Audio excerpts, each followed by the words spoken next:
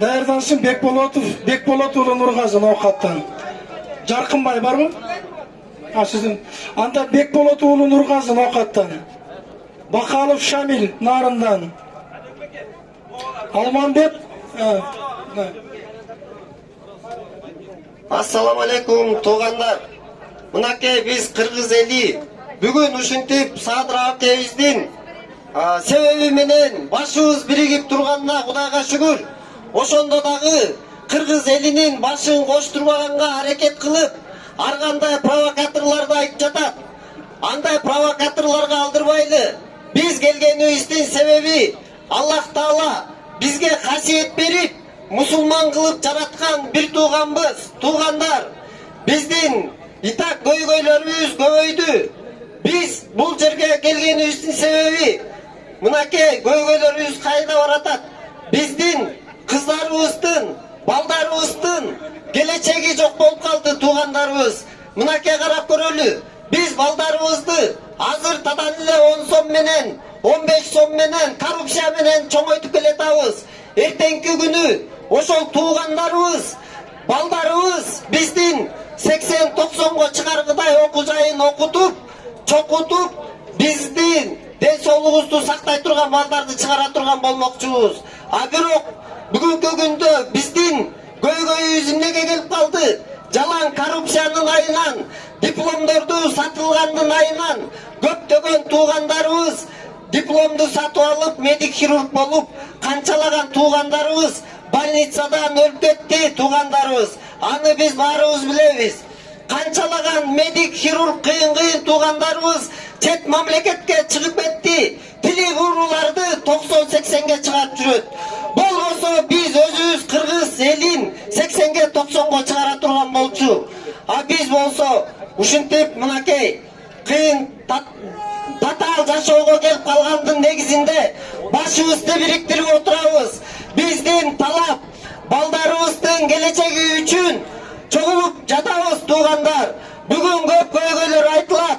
Эч качан чачырабай биз балдардын келечегин ойлосок, мынакей мен чакырат элем.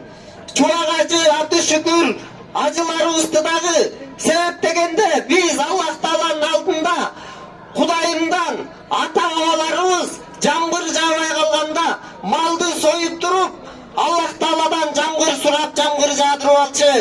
Бүгүнкү күндө биздин жашообузда канчалаган кырсыктар, муңган, өлүмдөр болуп жатат. Эмне себептен кыргыз эли биз чогулуп туруп ушул жерде бүгүнкү күндө 3 күн малды союп туруп Алланын алдында кырсыктан сактаналы деп тилөө өткөзгөнгө өзүбүздүн жерибизде эмнеге болбойт туугандар?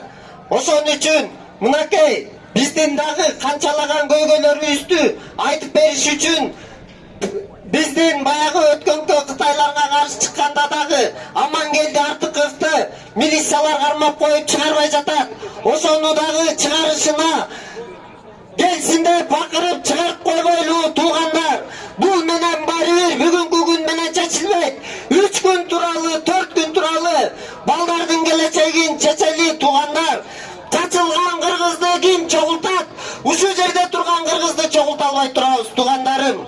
Кыргыздар чачылып кетти, сыртка кеттик, миграция болдук, кыздарыбызды кол кылып Кытайларга бердик, башкасына бердик.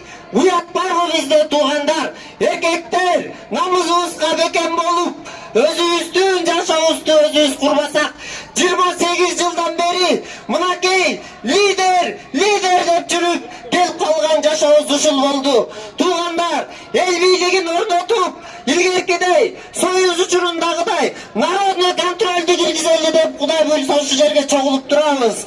Келечекте биз балдарыбыздын бир дагы ботинке чыгара турган, кийим токой турган завод ачкан жокпуз. Болбосо бизге Аллах Таала берген жай намазыбызды сактай албай, чет жерлерден келген инвесторлорго кастырып отурабыз. Бул жерибизге ата-бабабыз канын төгүп бизге чыдап кеткен биз урпактары жашап атабыз туугандар.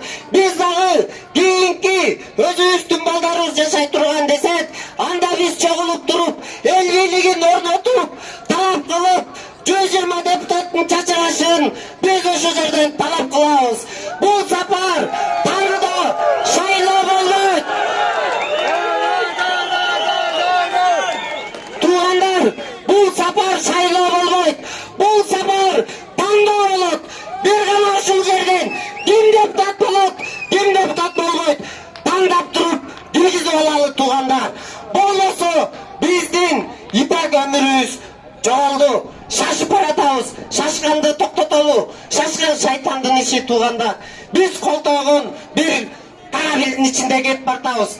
Барыбыз дагы, милиционерлери дагы, гражданиндери дагы, жөн жашагандар дагы. Биз милициялардан дагы суранабыз. Камалган туугандарыбызды кой берсин. Ал туугандарыбыз бирге провокация эмес, элдин жашоосу үчүн, жакшы болуш үчүн чакырып келаткан туугандар. Туугандарым, мен сиздерге кайрылып кетерим. Бүгүнкү күндө кыргыз эли чогулгандын максаты эч жака чачырабай, эл бийлигин орнотуп, ушул Аллах Таала бизди кошулуп атканга себепкер болгон Садыр акебизге боштондук. Садыр акеге боштондук. Амангелди Артаковго боштондук. Чыкпаса биз барабыз. Сокулукка барабыз. Чыгарсын, биринчи кара албай атсак, бир камап атат туугандар. Эмне үчүн элдин көйгөйүн айткан туугандарыбызды камаш керек. Амангелди Артаковго боштондук туугандар. Боштондук.